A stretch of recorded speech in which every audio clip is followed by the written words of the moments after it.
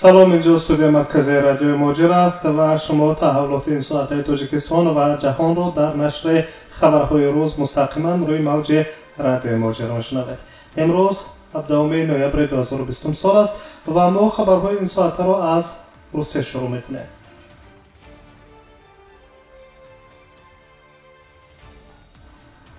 رئیس حکومت فدراسیون روسیه میخائیل میشوستین فرمان را درباره تصویب ایسه اجازه داده شده کارگران خارجی برای فعالیت مهنتی در سال 2021 در فدراسیون روسیه امضا کرد.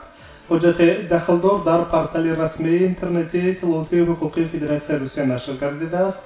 روی خط نو ایسه مهنتی کرایه شهروندان خارجی را برای یک قطار فعالیت‌های اقتصادی مهنتی که مهاجران مهنتی عادتاً در آنها کار میکنند روشن میکند. همینطور در سال آینده قسم اجازه داده شده کارگران خارجی در ساحه خشکی جنگل و چوبکاری اینچنین پرورش سبزیجات و 3 ساله بین 50% از شماره عمومی کارمندان میباشد که در چنین تشکیلات کار میکنند.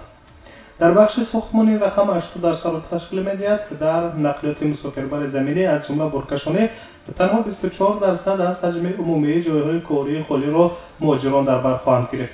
همزمان مشخص کرده شده است که سه مقرر گردیده در بخش ساختمانی به منطقه های بوریت، داغستان، منطقه امور و ولایت مسکو و شهر مسکو دخل ندارد.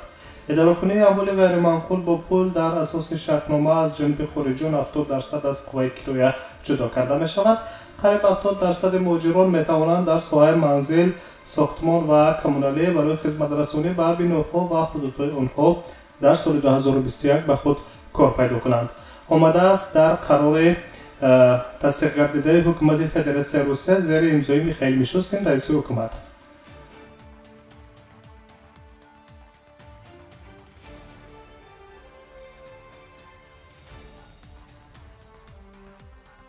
ادامه خبرها به موضوع دیگر می‌گذاریم. یک شهروند تاجیکستان در شهر نزران جمهوری انگوشستان فدراسیون روسیه برای فروش مواد سخت تاثیر نوعی هروئین از جانب مقامات حفظ حقوق بازداشت شد.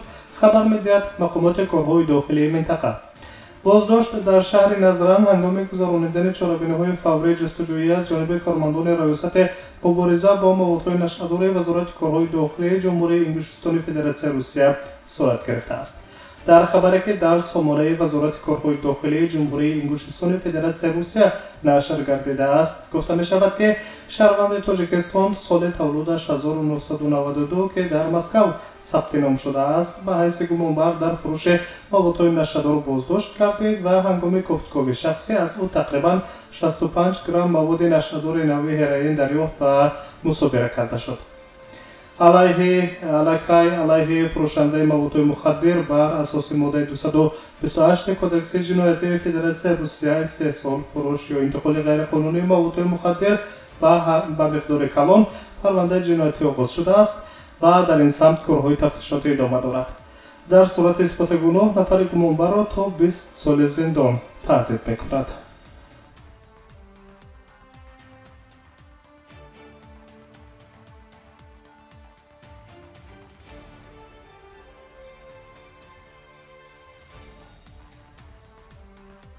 تحولات این ساعت تاجیکستان و جهان را در برنامه اطلاعاتی خبرهای روز روی موج رادیو موجر میشنوید و از روسیه به تاجیکستان میرویم. مؤسسه‌های تعلیمی ولایت سوخت تاجیکستان، شهرهای ترسونزاده، کلاب و ناحیه فرخار در دایره برنامه فدرالی مقصدناک زبان روسی از اداره روساترودنیچstvo 11,000 کتاب و وسیله‌های تعلیمی دریافت کردند. اطلاع داده است رهبر دفتر این سازمان روسی در دوشنبه ایوان ایوانوف.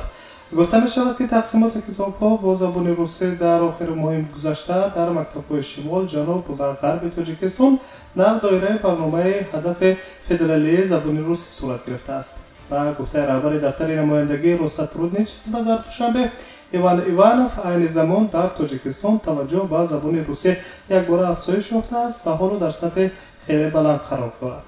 راهبر اداره روساترودنیچstvo در تاجیکستان اینچنین توجه را به آن جلب کرده است که و در قلمرو جمهوری با آدمان وامی خورد که او را نمیفهمند و با زبان روسی سخن گفته نمیتوانند. امسال ما نقشه گرفتیم که برای نوآموزان در زمینه مرکز علم و فرهنگ روسی کورس‌های آموزشی را آغاز کنیم.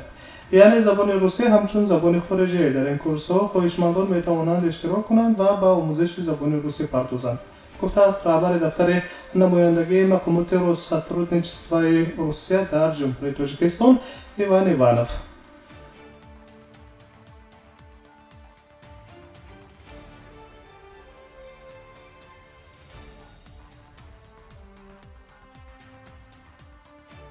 برمیگردیم به روسیه و نظر به وضع گرفتاری به کرونا ویروس در فدراسیون روسیه میکنیم.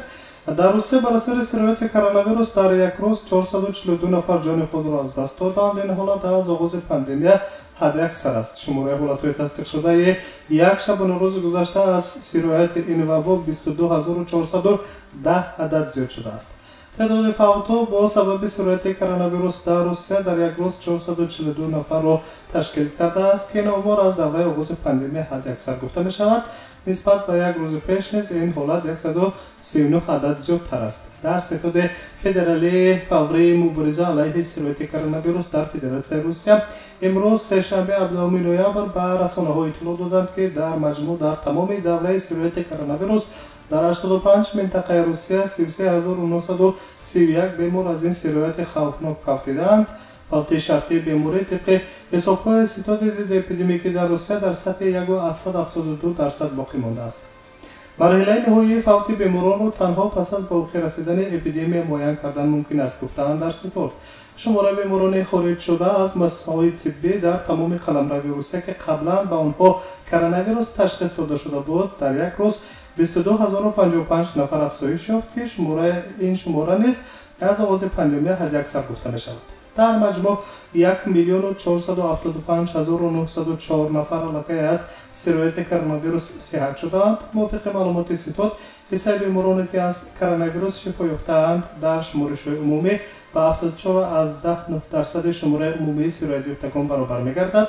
تعداد حادثه‌های تصدیق شده سرایت کرونا ویروس در روسیه در یک روز 22410 نفر افزوده به 1,971,013 نفر رسیده است و افزایش روزانه شماره گرفتاران در این کشور روز چهارم است که از 22000 زیاد می‌گردد. همزمان شماره با نام حالت‌های فعال یعنی بیمارانی که حالات تبابت می‌گیرند بار اول از روز 17 سپتامبر کاهش یافته از 461,265 نفر به 461,178 نفر برابر گردیده بود.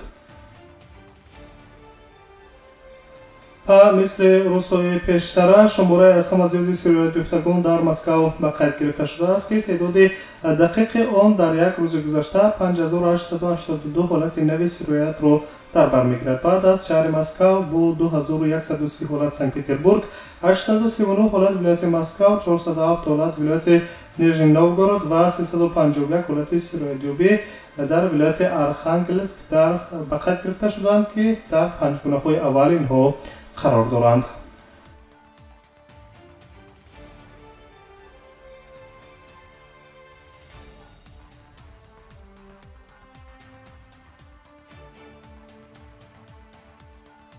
ادامه برنامه اطلاعاتی خبرهای روز را روی موج رادیوی مهاجر میشنوید و قرب دلار ایالات متحده آمریکا میتواند در سال 2021 از حساب تهیه واکسن و نو ضد کرونا ویروس 20% کاهش یابد. چنین بها در گزارش شرکت آمریکایی سیتی گروپ داده شده است. اثر آمریکا که در همه دادگرفت جهانی نقش کلیدی بازی میکند در همه حالت در صورت که در این روند چرخه اقتصادی بعضی از کشورها باز تیزتر در حرکت می‌دارد. روسیه که کشور مهاجرپرور شهروندان منطقه آسیای میانه شناخته می‌شود و مثلا میزبان صدها هزار مهاجران می‌گردد، اما امسال بنا به سرایت کرونا ویروس سرحدهای روسیه پوشیده ماندند و مهاجران امکان ورود را از دست دادند. در همین حال قرب دلار نسبت به روبل روسی در سطح 76 از 2 روبل باقی مانده است که 100 دلار ایالات متحده آمریکا با 7620 روبل در این روز برابر گردیده است. سامانه باشد در برابر روبل روسی چند روز است که رو به کاهش دارد. در حال حاضر طبق معلومات بانک ملی تاجیکستان 1000 روبل روسی بیشتر از 146 سامانه رو در